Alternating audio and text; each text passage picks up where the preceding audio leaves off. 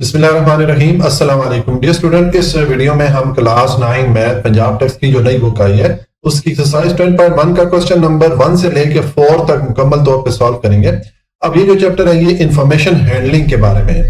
Information handling का मतलब ये है कि आपके पास जब कुछ मालूमात होती है, कुछ इंफॉर्मेशन होती है या कोई डेटा होता है, उसको एक खास तरतीब दे के अपने फायदे या मुख्तलिफ मकासद हासिल करने के लिए इस्तेमाल किया जाए, इस चीज को इंफॉर्मेशन हैंडलिंग कहते हैं। ठीक है, यही चीज इस डेफिनेशन में लिखी है। Information handling is the process of collecting, organising, summarising, analysing and interpreting numerical data. जो भी आपके पास न्यूमेरिकल डेटा है या नंबर की फॉर्म में डेटा है, उसको कलेक्ट करना, उसको जमा करना, उसको फिर ऑर्गेनाइज करना यानी कि उसको तरतीब देना, उसकी समरी बनाना, उसको एनालाइज करना यानी कि उसका तज्जिया करना और उस बेस पे फिर उस डेटा को अपने मुख्तलिफ मकासद के लिए इस्तेमाल करना, इस चीज को इंफॉर्मेशन हैंडलिंग कहते हैं। ठीक है, अब data is further classified into 2 category. अब जो ये डेटा इसने यहाँ पर बताया है, इसकी 2 किस्में हैं। एक है डिस्क्रीट डेटा और एक है कंटिन्यूस डेटा। डिस्क्रीट डेटा में जो डेटा इकट्ठा किया जाता है उसको गिना जा सकता है, उसको काउंट किया जा सकता है, यानी कि इसमें जो डेटा होता है वो होल नंबर की सूरत में होता है। ठीक है,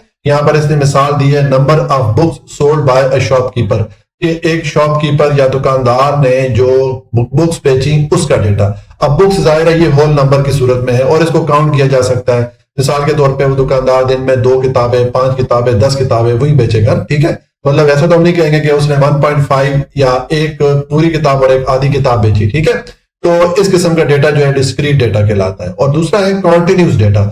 इसमें जो डेटा है उसको मेजर किया जा सकता है, उसकी पैमाइश की जा सकती है। ठीक है, जैसे कि वेट हो गया। अब वेट या वजन जो है उसकी मेजरमेंट की जा सकती है, उसको पैमाइश उसकी की जा सकती है। ठीक है, यहाँ पर इसने एग्जांपल दी है। अब यहाँ पर आशारिया में या डेसिमल नंबर में भी डेटा आ सकता है। ऊपर आपको मैंने बताया कि सिर्फ होल नंबर में आता है। ठीक है, यानी कि मुकम्मल आदाद में ही डेटा आएगा, जैसे 1, 2, 3, 4, 5, 10, 15 इस तरह। ठीक है, लेकिन यहां पर जो है तो डेसिमल नंबर में भी डेटा आ सकता है क्योंकि ये कॉन्टिन्यूस डेटा है। जैसे कि 28.5 kg से एग्जांपल दी है या मुख्तलिफ यहाँ पर एग्जांपल हो सकती है। ठीक है, तो ये हो गया डिस्क्रीट और कॉन्टिन्यूस डेटा। उसके बाद नेक्स्ट है ग्रुप और अनग्रुप डेटा के जो डेटा है उसको अगर अरेंज करें तो अरेंज करने की जो किस्में होती है, एक उसमें है अनग्रुप डेटा और एक है ग्रुप डेटा। अनग्रुप डेटा जो है ये किसी भी इंडिविजुअल या किसी एक चीज के बारे में इंफॉर्मेशन दे रहा होता है। ठीक है, और इसमें जो डेटा है उसको प्रॉपरली अरेंज नहीं किया जाता। ठीक है, कोई सिस्टमेटिक तरीके से उसको अरेंज नहीं किया जाता। मिसाल के तौर पे यहाँ पर मैंने ये लिखा है the score of Pakistani player in a match, कि किसी भी एक मैच में पाकिस्तानी खिलाड़ियों का जो स्कोर है यहाँ पर मैंने लिख दिया। 11 खिलाड़ियों ने जो स्कोर किया ये मैंने लिख दिया। ठीक है, अब बस ये सिर्फ यहाँ पर स्कोर लिख दिया गया, यहाँ से मैंने ये नहीं पता चल रहा ये किसका स्कोर है या इसका कोई ग्रुप इसके नहीं बनाए गए। ठीक है, तो इस किस्म का डेटा जो है अनग्रुप डेटा कहलाता है। This is called ungroup data. ये इसकी एग्जांपल हो गई। और जो ग्रुप डेटा होता है, if we arrange the data in groups और क्लासेस, जब मिसाल के तौर पर यही डेटा है, अगर हम इस डेटा को ग्रुप्स में अरेंज कर लें, इसकी क्लासेस बना लें। ठीक है, क्लास या ग्रुप का एक ही मतलब है, तो हमारे पास जो डेटा बनेगा उस डेटा को फिर then the data is called group data. फिर ये वाला जो डेटा है ये फिर ग्रुप डेटा कहलाएगा। मिसाल के तौर पे 0 से 25 स्कोर कितने प्लेयर ने किया है। ठीक है, इसी तरह 26 से 50 तक जो स्कोर है वो कितने प्लेयर ने किया है, और फिर 51 से 75 तक कितने प्लेयर ने स्कोर किया है। यानी कि यहाँ पर 25-25 स्कोर या 25-25 रन का ग्रुप बना दिया गया। ठीक है, और उसके हिसाब से यहाँ पर ये 2 कॉलम बन जाते हैं, एक टेली मार्क का कॉलम है, एक स्कोर का कॉलम है। ठीक है, देखें अगर ये आप ऊपर देखें, मिसाल के तौर पे हम ये देखें कि 0 से 25 तक कितने खिलाड़ियों ने स्कोर किया हुआ है, तो यहाँ पर अगर आप देखें ये पहला खिलाड़ी है जिसने 1 स्कोर किया, फिर ये 5 आ गया। ठीक है, 2 खिलाड़ी हो गए। उसके बाद आ जाए जी ये एक खिलाड़ी 0 पे आउट हो गया, 3 खिलाड़ी हो गए, और उसके बाद देखें ये एक और खिलाड़ी भी हमारा 0 पे आउट हुआ है। ठीक है, तो इसका मतलब है कि 4 ऐसे खिलाड़ी हैं जिन्होंने स्कोर 0 से लेकर 25 के दरमियान किया। ठीक है, तो उसके लिए देखें मैंने 4 टेली मार्क, 4 ये बार वाली लाइन डाली। ठीक है, इसको टेली मार्क कहते हैं। 4 ऐसे खिलाड़ी हैं जिनका जो स्कोर है वो इस क्लास में या इस ग्रुप में आ रहा है। ठीक है, तो ये मैंने उन 4 खिलाड़ियों की फ्रीक्वेंसी लिख दी, यानी कि जितने खिलाड़ी है उतने यहाँ पर हम एंटर कर लेंगे। ठीक है, इसी तरह उसके बाद ये बाकी अगर आप देखें मिसाल के तौर पे जो 26 से 50 स्कोर के दरमियान कितने खिलाड़ियों ने स्कोर किया है, अगर आप काउंट करें तो देखें ये 1, 2 और 3, 4, 5 खिलाड़ियों ने स्कोर किया है। तो आप इसके लिए 4 टेली मार्क इस तरह लगा लेंगे, 4 सीधी बार लगा के जो 5वां नंबर है उसके लिए इस तरह क्रॉस में टेली मार्क लगा दिया जाता है। ये वाला 10 मार्क जो है ये 5 वैल्यूज के इक्वल होता है, ठीक है। तो इसका मतलब है कि 26 से 50 के दरमियान कितने इस प्लेयर ने स्कोर किया है, 5 प्लेयर ने स्कोर किया, तो यहाँ पर मैंने 5 लिख दिया। इसी तरह ये बाकी हमने जो डेटा यहाँ पर लिख दिया, ठीक है। तो अब ये जो डेटा है इसको ग्रुप की सूरत में या क्लास की सूरत में कन्वर्ट किया गया है, अरेंज किया गया है, इसलिए इस किस्म का डेटा फिर ग्रुप डेटा कहलाता है। अब इसमें ये टेबल किस तरह बनता है ये तो अभी हम क्वेश्चन सॉल्व करेंगे तो वहां पर मैं आपको डिटेल से बताऊंगा। और आप सिर्फ इतना याद रख लीजिए कि ये जो क्लासेस या ग्रुप्स हैं इसमें ये जो शुरू वाले नंबर आ रहे हैं, जैसे ये 0 है, 26 है, 51 है, 75 है, ये लोअर लिमिट ऑफ क्लास कहलाती है। और ये जो इधर वाली वैल्यूज होती हैं 25, 50, 75, 100, ये अपर वैल्यू ऑफ क्लास कहलाती है, ठीक है, या अपर लिमिट ऑफ क्लास कहलाएंगे, ठीक है। आगे अब हम देखते हैं कि ये जो क्लासेस है ये बनती किस तरह है, फिर इन क्लासेस का साइज हम किस तरह निकाल सकते हैं, ये सारी चीजें अभी हम क्वेश्चन सॉल्व करेंगे तो वहां पर मैं आपको बताता हूँ। अब हम एक्सरसाइज की तरफ चलते हैं और क्वेश्चन सॉल्व करते हैं। जी, अब क्वेश्चन नंबर 1 है। अब इस क्वेश्चन में हमने जब डेटा अरेंज करना है तो उस डेटा में कुछ टर्मिनोलॉजी का कुछ अल्फाज इस्तेमाल होंगे, तो उन टर्मिनोलॉजी से हमें वाकिफ कराया जा रहा है, ठीक है, उन टर्मिनोलॉजीज की हमसे प्रैक्टिस करवाई जा रही है। क्वेश्चन है the following distribution represent the score achieve by a group of chemistry student in the chemistry laboratory. ये नीचे एक टेबल दिया गया है, ठीक है, जो केमिस्ट्री के स्टूडेंट्स हैं उन्होंने केमिस्ट्री लेबोरेटरी में जो स्कोर हासिल किया या जो भी मार्क्स स्कोर किया, ठीक है, ये उसकी तफसील आ रही है। ये देखें जो पहला है ये स्कोर की क्लासेस बनी हुई है, 24 से 28 तक कितने स्टूडेंट ने स्कोर किया, 3 स्टूडेंट ने स्कोर किया। यहाँ पर स्टूडेंट की तादाद या स्टूडेंट की फ्रीक्वेंसी आ रही है, ठीक है, और ये जो है तो क्लासेस की हमारे पास वैल्यू आ रही है। इसी तरह फिर अगली क्लास है ये 29 से 33 शुरू हो रही है, यानी कि वो स्टूडेंट जिन्होंने 29 से 33 के दरमियान मार्क्स स्कोर किए या नंबर हासिल किए वो 6 है, ठीक है, उनकी फ्रीक्वेंसी 6 है, ठीक है।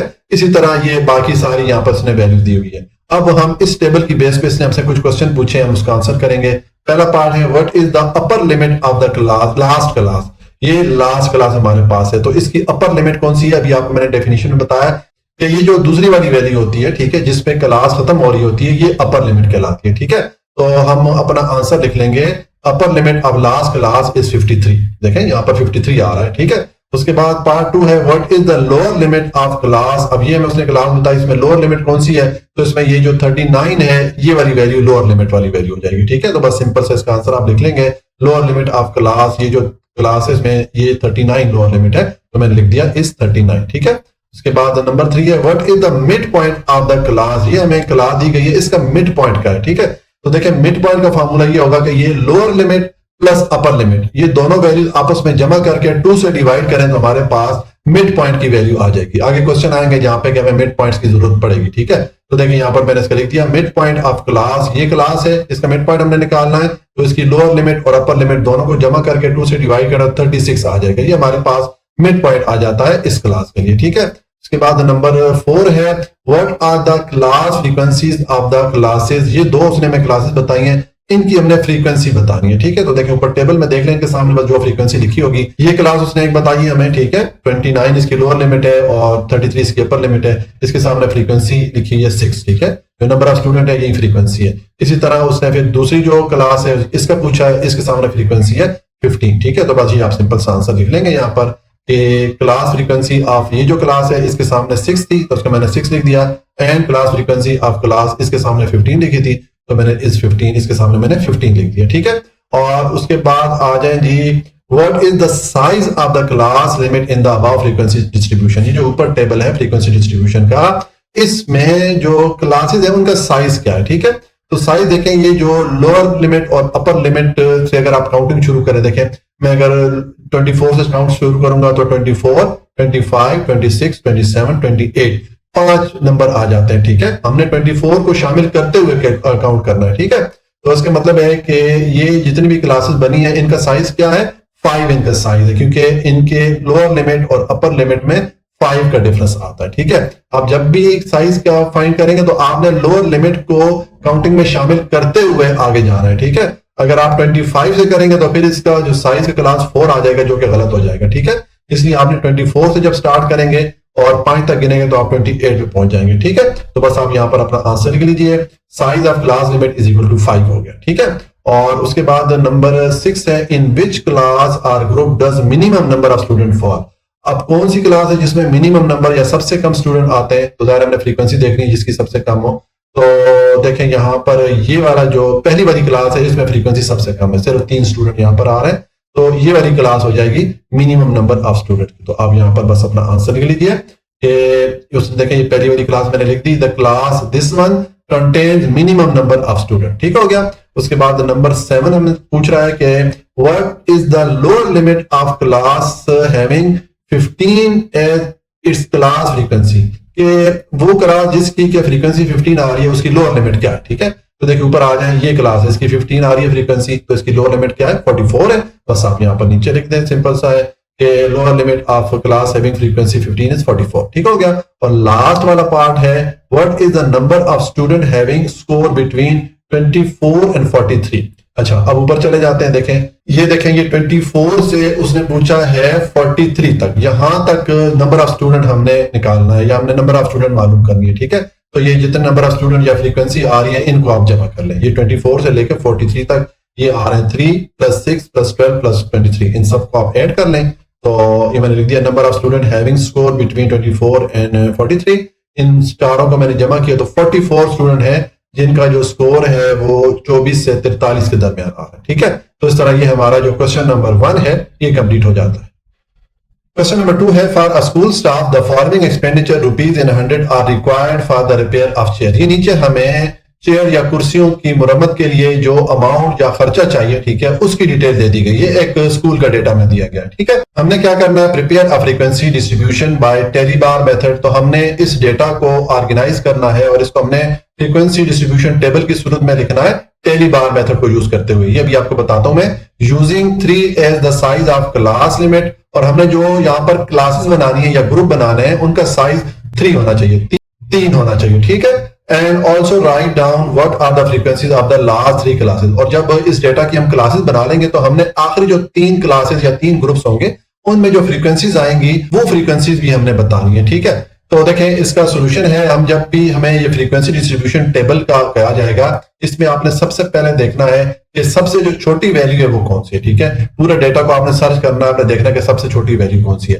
तो इस डेटा में सबसे छोटी वैल्यू हमारे पास 144। ठीक है, तो जब आप क्लास लिमिट स्टार्ट करेंगे, देखिए अब ये मैंने यहाँ पर टेबल बनाया हुआ है, पहला कॉलम मैंने लिखा है क्लास लिमिट का, यानी कि यहाँ पर हम क्लास लिमिट या ग्रुप बनाएंगे, उसके बाद हमने टेली मार्क लगाने हैं और फिर हम इसकी फ्रीक्वेंसी लिखेंगे। ठीक है, तो अब क्लास लिमिट में मैंने आपको बताया कि आपने सबसे छोटा नंबर देखना है जो कि 144 है, तो हम 144 से स्टार्ट करेंगे, जो सबसे छोटी वैल्यू होगी उससे हम क्लासेस बनाना स्टार्ट करेंगे। और इसने साइज में बता दिया 3, तो अब 3 साइज देखें, हम साइज किस तरह बनाएंगे, ये जो हमारे पास लोअर लिमिट है, ये जो मैंने 144 लिखा है, इसको शामिल करते हुए आप 3 तक काउंट करें, 144, 145, 146, यानी कि इस क्लास की अपर लिमिट क्या बनेगी, 146 बनेगी। आपने 145 से स्टार्ट नहीं करना, फिर ये क्लास की लिमिट जो है ना वो 4 बन जाएगी, आपका जो क्वेश्चन है वो गलत हो जाएगा। ठीक है, आपने जब भी क्लास बनानी हो, जो आपको साइज बताया जाए, तो आपने लोअर लिमिट को शामिल करते हुए काउंट करना है। ठीक है, 144, 145, 146, यानी कि ये हमारा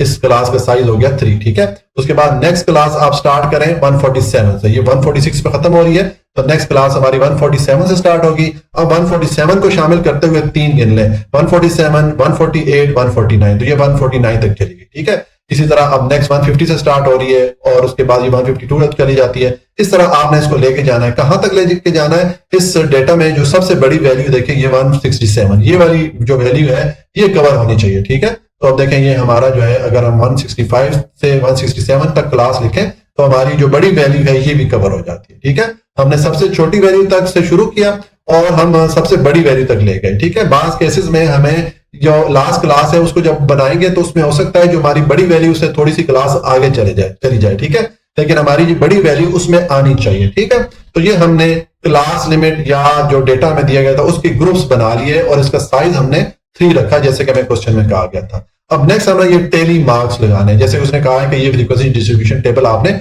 टेली मार्क मेथड से बनाने। टेली मार्क मेथड का मतलब ये है, अब ये थोड़ा सा थका देने वाला काम है आसान है, लेकिन थोड़ा सा जो है आपने इसको थोड़ा गौर से करना है, इसमें मिस्टेक के चांसेस ज्यादा होते हैं। अब हमने देखें 144 से 146 इस क्लास के लिए यहाँ पर ऊपर वैल्यूज देखनी है, 144 से 146 के दरमियान जितनी वैल्यूज आनी है वो आप काउंट कर ले। देखें एक ये हमारे पास आ गई 1, ठीक है। उसके बाद अगर आगे चलें आप तो आपके पास ये दूसरी आ जाती है, ये भी इस रेंज में आ रही है, ठीक है। और उसके बाद अगर आप आए तो ये वाली आ जाती है, ये 3, और उसके बाद आ जाए तो ये 4 वैल्यूज जो है इस क्लास में आ रही है। ये 144 से लेकर 146 के दरमियान ये वाली वैल्यूज आ रही है, ठीक है। 4 वैल्यूज हैं तो मैंने देखा 4 टेली मार्क या 4 बार यहां पर लगा ली, ठीक हो गया। और यही हम इसकी फ्रीक्वेंसी लिख लेंगे, 4 दफा 4 वैल्यूज आ रही है इस क्लास में, तो इस क्लास की फ्रीक्वेंसी क्या हो जाएगी, 4 हो जाएगी, ठीक है। इसी तरह ये बाकी सारी क्लासेस के लिए आप ये पूरा डेटा स्कैन करेंगे, शुरू से आखिर तक आप सर्च करते जाएंगे और आप देखेंगे जिस क्लास में जो जो वैल्यू आ रही है उस वैल्यू को आप काउंट करते जाएंगे। मिसाल के तौर पे ये जो हमारे पास क्लास है, अब इसमें जो वैल्यूज आ रही है 3 आ रही है, ठीक है। तो मैंने यहाँ पर 3 टेली मार्क यहाँ पर लगा दी, ठीक है।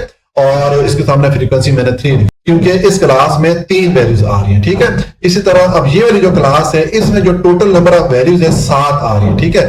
तो देखेंगे जो टेली मार्केट्स का लगाने का तरीका यह है कि जब आपके पास 5 वैल्यूज हो जाए तो 4 तो आपने इस तरह लगा लेनी जैसे हमने यहाँ पर ऊपर लगाई थी, लेकिन अगर 5वीं भी आपको वैल्यू मिलती है तो फिर आप 5वीं इस तरह क्रॉस की शक्ल में लगा लेते हैं। ये सिंबल 5 वैल्यूज के लिए इस्तेमाल होता है, ठीक है। और उसके बाद 2 मजीद वैल्यूज आ रही है, यानी कि इस क्लास में आपके पास टोटल जो वैल्यूज आ रही है वो 7 आ रही है, 5 ये हो गई और 2 आगे आ रही है, ठीक है। अब आप अगर थोड़ी देर के लिए इसको पास कर लें यहाँ पर और आप चेक करें उस क्लास के लिए तो आपको 7 वैल्यूज यहाँ पर मिलेगी उस क्लास की लिमिट के अंदर, ठीक है। तो यहाँ पर हमारे पास फ्रीक्वेंसी फिर कितनी हो गई, 7 होगी, ठीक है। इसी तरह ये बाकी जितनी भी आपकी क्लासेस है सब के लिए आप वैल्यूज लिख लेंगे। आखिर में ये जो फ्रीक्वेंसी है इसको आप टोटल कर देंगे, सम ऑफ फ्रीक्वेंसी, ये आपके पास 30 आ जाएगा। ये जो वैल्यूज है इनको अगर आप काउंट करें तो 30 हो जाती है, ठीक है। क्योंकि ये वैल्यू जो है, ये जो नंबर ऑफ वैल्यूज यहाँ पर दी गई है इसके इक्वल आना चाहिए। अगर ये इसके इक्वल नहीं आएगी तो इसका मतलब है हमने फिर काउंटिंग में कोई गलती की है। अगर आप इसको काउंट कर ले, देखिए 1 2 3 4 5 6 7 8 9 10 और 3 लाइन है तो 30 वैल्यूज है और हमारी फ्रीक्वेंसी भी 30 आ रही है। इसका मतलब हमारी जो काउंटिंग है वो ठीक है, ठीक है। तो इस तरह ये हमारा फ्रीक्वेंसी डिस्ट्रीब्यूशन टेबल बन गया टेली मार्क मेथड से। टेली मार्क मेथड का मतलब ये है कि हमने हर क्लास के लिए वो वैल्यू देखी जो कि उस क्लास लिमिट में आ रही थी, जितनी वैल्यूज आ रही थी उतनी हमने यहाँ पर ये टेली मार्क लगाए, ठीक है। और फिर हमने फ्रीक्वेंसी लिख ली, ठीक है। तो ये हमारा फ्रीक्वेंसी डिस्ट्रीब्यूशन टेबल कहलाता है। तो ये तो हमारा पहला पार्ट क्वेश्चन का कंप्लीट हो गया कि हमने फ्रीक्वेंसी डिस्ट्रीब्यूशन टेबल बना लिया। अब नेक्स्ट उसने हमसे पूछा था कि जो लास्ट 3 क्लासेस बनेगी उनकी फ्रीक्वेंसीज हमने बतानी है, ठीक है। तो देखिए हमारी जो लास्ट 3 क्लासेस है ये वाली है, ठीक है। तो इनके सामने फ्रीक्वेंसी देख लें, एक के सामने 4 है, इस वाली क्लास के सामने फ्रीक्वेंसी 1 है और ये वाली जो है इसके सामने 2 है। तो हमारे पास ये 3 फ्रीक्वेंसीज आ रही है आखिरी 3 जो क्लासेस हैं उनके सामने, ठीक है। तो बस यहाँ पर आप लिख लें the frequencies of last 3 classes are 4 1 and 2 respectively. देखें 4 1 2 तरतीब के हिसाब से जो है ये हमारे पास तीनों जो आखिरी क्लासेस हैं उनकी फ्रीक्वेंसीज आ जाती हैं, ठीक है। तो ये हमारा क्वेश्चन नंबर 2 कंप्लीट हो जाता है। क्वेश्चन नंबर 3 है given below are the weights in KG of 30 student of a high school के एक हाई स्कूल के 30 स्टूडेंट या 30 तलबा का ये हमें डेटा दिया गया है। ये उनकी वेट्स या उनकी जो वजन है उसका डेटा में दे दिया गया है। Taking 5 as the size of the class limit prepare a frequency table. तो हमने इस डेटा के लिए फ्रीक्वेंसी टेबल बनाना है, ठीक है। और उस टेबल में हमने जो क्लासेस बनानी है या जो ग्रुप बनाने हैं इस डेटा के उसका साइज हमने रखना है हर क्लास का 5, ठीक है। और उसके बाद हमने क्या करना है and construct a frequency polygon. फिर हमने ये जो फ्रीक्वेंसी डिस्ट्रीब्यूशन टेबल बन जाएगा इससे हमने फ्रीक्वेंसी पॉलीगॉन बनाना है, यानी कि हमने ये डेटा ग्राफ की सूरत में शो करना। हमने ग्राफ्स के बारे में जो चैप्टर 10 है वहां पर डिटेल से पढ़ा था, ठीक है। तो अब देखिए पहले तो हम इसके लिए फ्रीक्वेंसी डिस्ट्रीब्यूशन टेबल बनाते हैं, ठीक है। तो उसके लिए मैंने आपको जिस तरह के पिछले क्वेश्चन में बताया कि आपको जो डेटा दिया जाएगा उसकी पहले आपने क्लासेस बनानी है और क्लास का साइज इसने मैं बता दिया 5, ठीक है। हर क्लास का साइज हमने 5 रखना है। तो सबसे पहले आपको मैंने बताया था कि आप सबसे छोटी वैल्यू देखें जो डेटा आपको दिया गया है। इसमें देखें 15 सबसे छोटी वैल्यू है, ठीक है। तो हम जो क्लासेस बनाना शुरू करेंगे वो हम ये जो सबसे छोटी वैल्यू 15 इससे शुरू करेंगे। अब हमने क्लास का साइज रखना है 5, तो 15 को शामिल करते हुए आप 5 तक काउंट करें, 15 16 17 18 19, ठीक है। तो ये हमारे पास क्लास बन गई। ये इसकी लोअर लिमिट है 15 और ये 19 जो है इस क्लास की अपर लिमिट है। अब अगली जो क्लास है वो 20 से स्टार्ट होगी। अब 20 को शामिल करते हुए 5 तक जब आप गिनेंगे तो आपके पास ये 24 तक आ जाएगी क्लास, ठीक है। यानी कि लोअर लिमिट 20 हो गई और अपर लिमिट 24 हो गई। इसी तरह ये बाकी सारी क्लासेस आप बना लेंगे। और इसमें देखिए हमारे पास जो सबसे बड़ी वैल्यू है ये जो डेटा में दिया गया है इसमें हमारे पास सबसे बड़ी वैल्यू 44 है, ठीक है। तो देखिए हम कहां तक चले गए, 44 तक। हमने जो सबसे छोटी वैल्यू से स्टार्ट किया और सबसे बड़ी वैल्यू तक चले गए। तो ये हमारे पास क्लासेस बन गई, ठीक है। अब नेक्स्ट हमने टेली मार्क्स पुट करने हैं, यानी कि हम क्या करेंगे, अब पहली क्लास है इसके लिए हम 15 से 19 तक यहाँ पर ये पूरा डेटा हम सर्च करेंगे, ठीक है। इसमें देखेंगे 15 से 19 तक कितनी वैल्यूज आ रही हैं। तो देखें, अगर आप ये डेटा 1 बाय 1 चेक करें तो एक हमारे पास ये वैल्यू आ रही है 15, ठीक है। उसके बाद अगर आप चलते जाएं तो आपके पास जो दूसरी वैल्यू है देखें ये आ रही है 18, यानी कि सिर्फ दो वैल्यूज हैं जो कि 15 से 19 के दरमियान आ रही है, ठीक है। तो देखिए यहाँ पर मैंने दो टेली मार्क पुट कर ली है या दो बार्स लगा ली, और यहाँ पर फ्रीक्वेंसी मैंने इसकी 2 लिख ली कि ये जो क्लास है इसमें जो वैल्यूज हमारे पास आ रही है वो 2 आ रही है, ठीक है। इसी तरह ये आप बाकी जितनी वैल्यूज है, बाकी जितनी क्लासेस है, सबके लिए आप 1 बाय 1 ये जो डेटा है इसको आप चेक करेंगे हर क्लास के लिए, ठीक है। और जिस क्लास में जितनी जितनी वैल्यूज आ रही हैं आप उतनी यहाँ पर टेली बार लगाएंगे और उसके बाद उसके सामने उसकी वैल्यूज लिख लिया करेंगे। आपको मैंने पिछले क्वेश्चन में बताया ये टेली बार लगाने का तरीका ये है कि अगर तो 4 तक आपको वैल्यूज मिलती है तो आप 4 लाइन लगा लें, लेकिन अगर आपको 5वीं वैल्यू मिलेगी तो फिर 5वीं वैल्यू के लिए आपने इस तरह क्रॉस में लाइन लगा लेनी है। ये जो सिंबल बन जाता है इसका मतलब होता है 5 वैल्यूज, ठीक है। तो यहाँ पर देखें जैसे कि हमारे पास 10 वैल्यू मिली है इस क्लास के लिए, तो यहाँ पर ये 2 मैंने टेली मार्क जो 5 वाले साइन है वो मैंने यहाँ पर बना दिए, ठीक है। इसी तरह ये बाकी आप सारा कर लेंगे तो ये आपके पास टेली मार्क्स आ गए, फिर इनके सामने आप फ्रीक्वेंसीज लिख लेंगे, जितनी वैल्यूज आ रही है जिस जिस क्लास में उतनी वैल्यू आप यहाँ पर लिख लेंगे, ठीक है। अब ये जो आपके पास फ्रीक्वेंसी आई है इसको अगर आप सम करें तो ये 30 आ रहा है, ठीक है। ये जो इसका सम है ये जो हमारे पास टोटल नंबर ऑफ वैल्यूज है इसके इक्वल होना चाहिए। अगर ये इसमें फर्क होगा तो इसका मतलब है हमारी काउंटिंग में कोई गलती है, ठीक है। तो ये तो हमने कर लिया। अब हमने ये डिस्ट्रीब्यूशन टेबल बना लिया, अब हमने इसके लिए बनाना है फ्रीक्वेंसी पॉलीगॉन, यानी कि इसको हमने ग्राफ की शक्ल में शो करना है। तो जो फ्रीक्वेंसी पॉलीगॉन हमने बनाना होता है उसके लिए हमें मिड पॉइंट्स की वैल्यूज चाहिए होती है, ठीक है। मिड पॉइंट की वैल्यूज आप किस तरह मालूम कर सकते हैं, आपको मैंने जो क्वेश्चन नंबर 1 है वहां पर बताया था कि ये जो क्लास होती है इसकी जो लोअर लिमिट होती है और अपर लिमिट होती है, इन दोनों को जमा करके 2 से डिवाइड करें तो आपके पास मिड पॉइंट की वैल्यू आ जाती है। मिसाल के तौर पे 15 + 19 34 हो जाएगा, 34 को 2 से डिवाइड करेंगे तो मिड पॉइंट की वैल्यू आपके पास 17 आ जाएगी। इसी तरह 20 + 24 44 हो गया, 44 को 2 से डिवाइड करें तो 22 में मिड पॉइंट की वैल्यू मिलेगी। इस तरह ये सारी आपने मिड पॉइंट की वैल्यूज निकाल लेनी है। ये मिड पॉइंट की वैल्यूज हमें चाहिए होती है जब हमने फ्रीक्वेंसी पॉलीगॉन बनाना होता है, ठीक है। अब हमारे पास ये मिड पॉइंट की वैल्यू आ गई और यहाँ पर ये फ्रीक्वेंसीज की वैल्यूज हैं, तो ये 2 कॉलम हम यूज करेंगे और फ्रीक्वेंसी पॉलीगॉन को हम ड्रॉ करेंगे, ठीक है। तो देखें मैं जो फ्रीक्वेंसी पॉलीगॉन है इस डेटा के यहाँ साइड पे बनाता हूँ ताकि स्क्रीन पे हमें ये दोनों वैल्यूज इकट्ठी नजर आए, मुझे समझाने में आसानी होगी।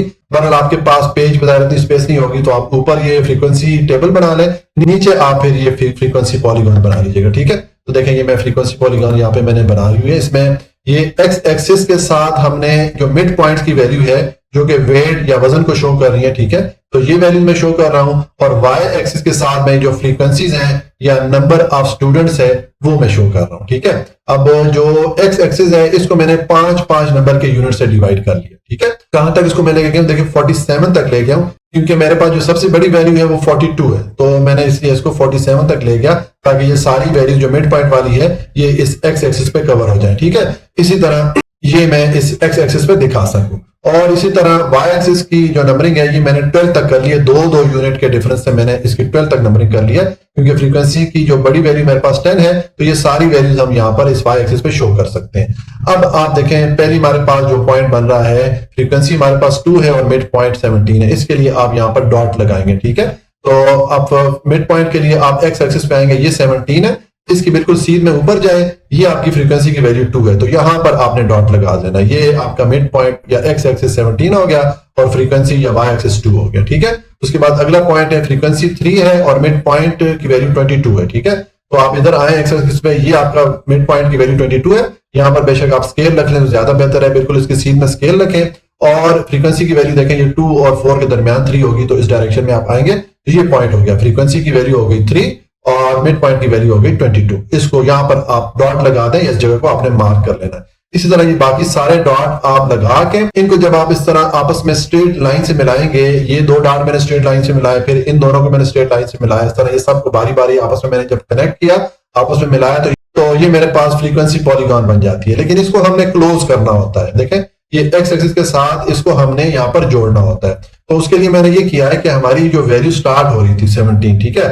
अब ये हमारे जो एक्स एक्सिस है 5 यूनिट से हमने इसको डिवाइड किया हुआ है, तो आप ये जो शुरू की वैल्यू है इससे 5 यूनिट पीछे आ जाए और आखिरी जो वैल्यू है 42 इससे 5 यूनिट आगे चले जाए, ठीक है। और ये जो आप 5 यूनिट पीछे आए हैं और 5 यूनिट आगे गए हैं, यहां पर आप ये जो डॉट है, जो शुरू वाला है, इसको आप इसके साथ मिला लें। देखें मैं इसके साथ मिला लूंगा, और जो आखिरी वाला डॉट है उसको आप इसके साथ मिला लें। यानी कि ये जो हमने फ्रीक्वेंसी पॉलीगॉन बनानी होती है, इसको हमने क्लोज करना होता है, एक्स एक्सिस के साथ इसको मिलाना होता है। ठीक है, तो ये हमारे पास फ्रीक्वेंसी पॉलीगॉन आ गई, और ये हमने इसके लिए फ्रीक्वेंसी डिस्ट्रीब्यूशन टेबल बना लिया था। ठीक है, ये हमारा क्वेश्चन नंबर 3 कंप्लीट हो जाता है। क्वेश्चन नंबर 4 है, a group of grade 10 student obtained the following marks out of 100 marks in English test। ये नीचे हमें ग्रेड 10 के स्टूडेंट्स हैं, क्लास 10 के स्टूडेंट्स हैं, उन्होंने इंग्लिश टेस्ट में जो मार्क स्कोर किए, ठीक है, जो नंबर हासिल किए 100 में से, ये उनकी डिटेल है। ठीक है, हमने क्या करना है, classify the data into frequency distribution bye direct method. हमने इस डेटा के लिए फ्रीक्वेंसी डिस्ट्रीब्यूशन टेबल बनाना है, जिस तरह के हम पीछे 2 क्वेश्चन में बनाते आए। ठीक है, लेकिन यहां पर हमने डायरेक्ट मेथड यूज करना है, यानी कि हमने टेली मार्क वाला कॉलम नहीं बनाना, हमने डायरेक्ट की फ्रीक्वेंसी के लिए वैल्यूज चेक कर लेनी है। ठीक है, taking 6 as the size of class limit, और हम जो क्लास लिमिट बनाएंगे या जो क्लास बनाएंगे या ग्रुप बनाएंगे, उसका जो साइज है वो 6 होना चाहिए। ठीक है, उसके बाद हमने क्या करना है, जब हम फ्रीक्वेंसी डिस्ट्रीब्यूशन टेबल बना लेंगे तो also find the class limit with the least frequency. फिर हमने उस टेबल में देखना है कि कौन सी क्लास है जिसकी फ्रीक्वेंसी सबसे कम आ रही है। ठीक है, and construct histogram for the data, और फिर हम उस फ्रीक्वेंसी डिस्ट्रीब्यूशन टेबल से हिस्टोग्राम का जो ग्राफ है वो बनाएंगे। ठीक है, तो अब देखें, पहले तो हम इसके लिए फ्रीक्वेंसी डिस्ट्रीब्यूशन टेबल बनाते हैं।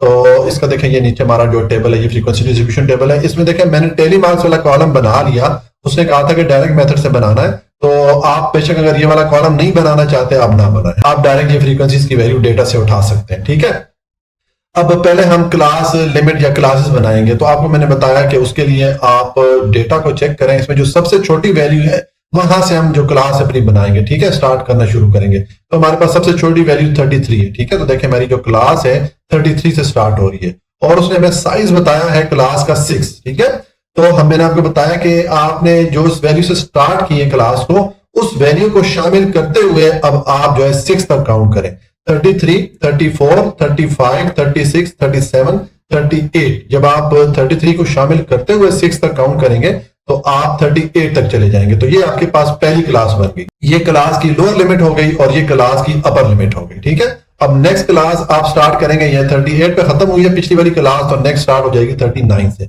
अब इसमें भी 39 को शामिल करते हुए 6 तक काउंट करेंगे तो ये 44 तक चले जाएंगे आप। ठीक है, उसके बाद नेक्स्ट क्लास 45 से स्टार्ट करेंगे एंड सो ऑन। इस तरह आप ये क्लासेस बना लेंगे। कहां तक बनाएंगे, जो सबसे बड़ी वैल्यू यहां पर देखें इस डेटा में हमारे पास 62 आ रही है। ठीक है, तो देखेंगे मैं 62 तक चला गया।